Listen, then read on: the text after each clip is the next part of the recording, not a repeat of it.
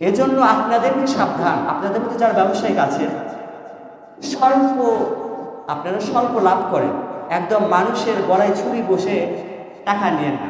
আমি এক দোকানে গেছি, আমি তো এজন্য নিউজের খবর সবসময় রাখবেন, কখন কোন জিনিসের মূল্য কত হচ্ছে এটা রাখতে হবে। তো আমি যখন বাজারে গেছি, বাজারে যাওয়ার পরে আমি দোকানদারকে জিজ্ঞেস করতেছি ছোলা বুট আছে, বলছে হ্যাঁ হ্যাঁ হুজুর আছে। আমি বলতেছি কত টাকা কেজি ধরতেছেন, আমি কিন্তু দেখেই গেছি, বলতেছে হুজুর 110 টাকা কেজি।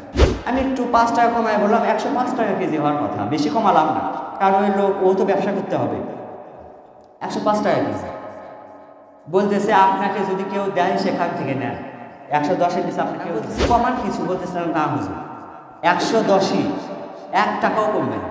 আমি বললাম অন্য কোথাও তো 105 টাকাও দিচ্ছে, বলে আপনাকে দিচ্ছে, আপনি সেখান থেকে নেন। ভালো। এরপরে দেখি পাশে বোন্দার প্যাকেট রাখা আছে। আমি বলতেছি এই প্যাকেটগুলোর দাম কত? তো বলতেছে যে এই প্যাকেটের দাম, এত বড় একটা প্যাকেট, বলতেছে 100 টাকা দাম। এই প্যাকেটের দাম তো 100 হয় না। আমি তো সব দেখেই গেছি। আমি বলছি এর দাম তো 100 হয় না। বলতেছে কেউ যদি একটু কমে দেন আপনি সেখান থেকে নেন।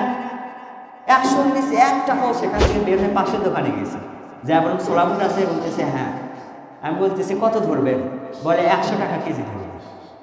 পাশের দোকান, একজন বললো 110, এই বলছে 100 টাকা।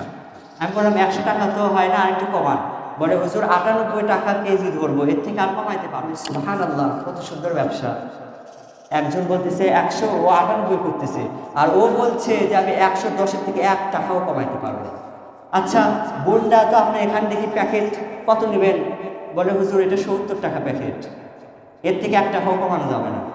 আমি আবার সুবহানাল্লাহ, আজব জিনিস তো।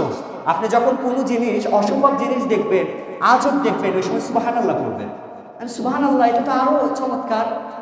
আমাকে বলতেছে যে হুজুর 100 টাকার নিচে কমবে না, অথচ আপনি দিচ্ছেন 70 টাকায়।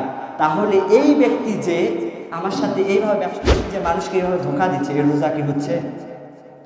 আপনি রমজান মাসে একজন রোজাদারই তো হবে, আপনি একটু যদি কম নেন, স্বল্প আপনি লাভ করেন, ক্ষতি আছে আপনার? এইভাবে চড়াওভাবে নিচ্ছে, তাহলে এই সমস্ত যারা ব্যবসায়ী এদের রোজা হবে? এজন্য আপনাদেরকে সাবধান, আপনাদের মধ্যে যারা ব্যবসায়িক আছে স্বল্প, আপনারা স্বল্প লাভ করেন, একদম মানুষের গলায় ছুরি বসে টাকা নিয়েন না।